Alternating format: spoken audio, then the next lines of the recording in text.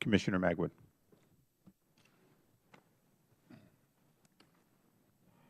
If you could pull the mic just a little closer, they're not very good from a distance. Thank you. Thank you, Chairman. Chairman. Thank you, Chairman. Yes.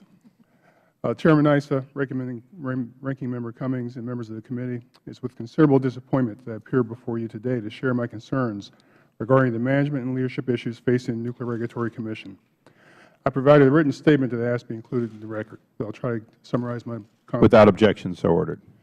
Let me begin by reassuring the public that the NRC staff has and continues to work diligently to carry out its responsibilities to protect the health, safety, and security of the American people.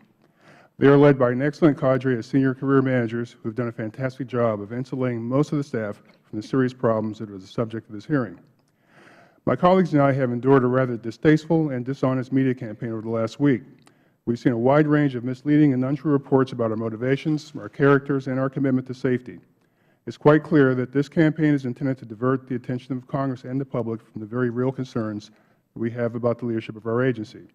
I do not intend to allow this tactic to succeed. However, one item I feel I must address concerns this Commission's commitment to safety. After 20 months of working with the people at this table, I can promise you that we all place the safety and security of the public we serve at the very top of our considerations. We do not always agree on how to achieve the goal of safety, and we always do not view the issues the same way.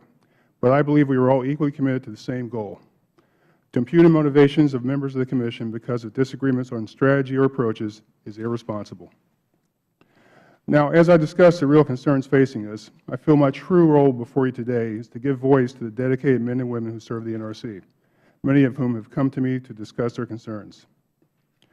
First, I am most concerned that the Chairman has made a regular practice of interfering with the ability of the Commission to obtain information from the NRC staff. He has asserted the authority to decide what information is provided to the Commission, when it is provided, and increasingly what the information contains when it reaches the Commission.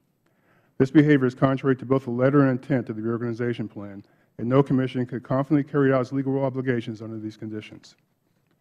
In my written statement, I outlined a specific example in which the Chairman prevented the staff from providing the Commission a voting paper regarding our program for fire protection at nuclear power plants. He went as far as to send someone to break up a staff briefing being held for myself and another Commissioner. For the record, we did not allow the briefing to end.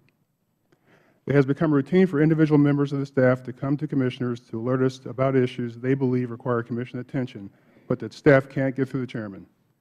That the Commission has come to rely on the personal bravery of individuals on the staff to keep us informed is a very sad statement. But what worries me most is the fact we don't know what we don't know. The second concern I raise is a growing cancer of a chilled work environment at the agency. As I outlined in my written statement, I have observed the effects of this chilled environment firsthand, and I believe the situation has actually worsened in recent months, and I think Commissioner Svinicki mentioned some of that. I'd like to move on to my final concern, however, which I raised concerning the Chairman's abusive behavior towards the staff. To understand this matter, I spoke with 3 of the women who have had personal experience with the Chairman's extreme behavior.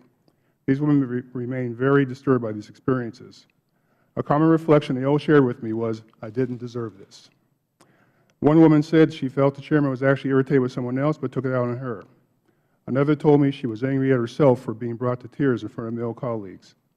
A third described how she couldn't stop shaking after her experience. She sat talking through what had happened to her with her supervisor until she could calm down enough to drive home.